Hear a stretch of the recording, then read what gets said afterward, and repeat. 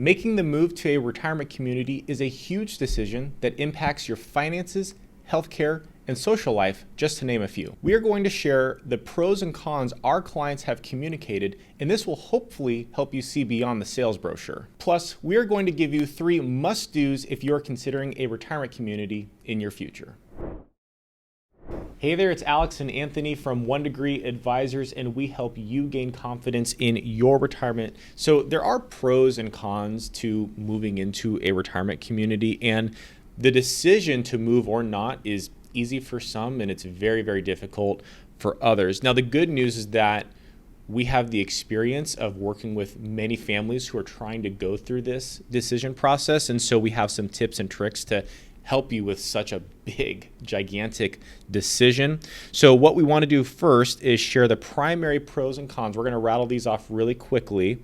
And then what we're going to do is share 3 things that our clients felt were absolutely necessary to do before making such a big decision. So let's first go into the pros. Yeah, that's right. And people's priorities are going to change, but you look at the social aspects are very important to some people, and many communities will have amenities, pool, exercise room, personal care, excursions, talking about having meals prepared, low maintenance, now not having to do yard work, the safety and security, possibly there's transportation, take you to medical appointments, to the store, being able to consolidate expenses, and then there's that long-term care security that many people want. Yeah, we'll talk about that a little bit more as we go along here. But the grass isn't always greener, right? There are some cons involved in a retirement community. Yeah, so losing some freedom and flexibility that you would otherwise have in your own home. You have rules that are being made by a homeowners association. Possibly they're restrictive.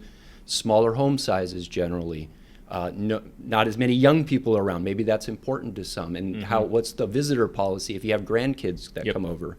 Also, the increased expenses. Paying for these amenities and the care is generally going to end up costing more in the budget overall. Now, again, we've helped our clients through these decisions, so we've seen a lot of different retirement communities and a lot of different situations. But so let's go through kind of like the must-haves that our clients have said you must do before making the decision. And the first thing here, again, it sounds pretty basic, but it's so critical. I think people miss this step because it sometimes is also the hardest, is do your homework. Talk to the people who actually live there, right? Look beyond the sales brochure and see what life is actually like. Yeah, and also compare different places. So even if you come across where your best friend lives and they love it and you go there and say, this is going to be home for me, still compare different places. Make sure you're asking about the HOA, especially if that's important to you, know what the rules are. Yep. And then the last thing I would add there is that it's a lot of people say that it's better to be early than late. You don't want to be moving there when you absolutely need it. Yeah, you want to do it before you need to, like you said. The other thing here, and again, this is usually a giant consideration for our clients, is long-term care, right? Can you self-insure, or do you need to move into a place like this to potentially pay for a long-term care event? In other words, how much does the long-term care coverage, if you will, play into your overall decision? For some, it's the major part of it because they like the idea of, if I move here, my care will be taken care of for the rest of my life. Now, you do have to look at that individual community and say, maybe they offer assisted living, but they don't offer nursing care. And if you get to that point, then we'd have to move somewhere else. And knowing the difference between the two isn't always clear, and that's where, again, knowing those differences can be so important. Asking questions. In the state of California, where we're at, they have a categorization where, like a level A type of community offers extensive care, B is more modified, C is your typical like pay for service, I'm just paying for the care that I need. Now, the other part of this, right? So we're talking about, not only doing your homework, talking with folks in the community, looking at the long-term care aspects of it, but looking at the financial aspect as well. What is this going to cost you, right? Because it all sounds great, but typically there's usually a pretty hefty entrance fee, and then there's also monthly fees involved. And so again, that financial aspect can have a big part in all this. Yeah, so when you're looking at your financial situation, take a look at the entrance fee. Now, if you own a home and you're selling that home,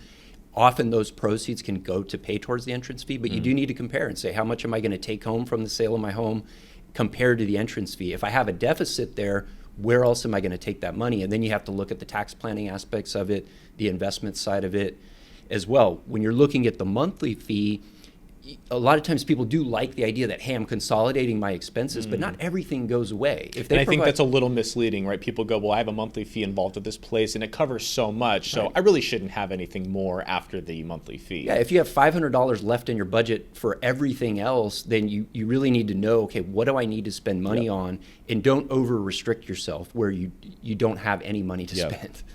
Yeah, Christmas, birthdays, holidays, Absolutely. things like that.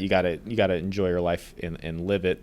And I mean, listen, this is where we know from experience a good financial plan can help. Because sometimes people try and make this decision in a vacuum, and there are so many different layers to it, right? There's the financial aspect, but then there's also the coverage aspect. There's the what do you want your life to look like? And again, putting this all together in a cohesive plan. In our experience, working with hundreds of families on this is usually the best way to tackle the question, do I move into a retirement community or do I not? And we recently posted a video, how retirees can benefit from dynamic financial planning. And we include in there real examples. People can watch that above. Once again, this is Alex Okugawa with One Degree Advisors. And if you'd like to learn how we can help you with your retirement, visit our website at onedegreeadvisors.com/get started.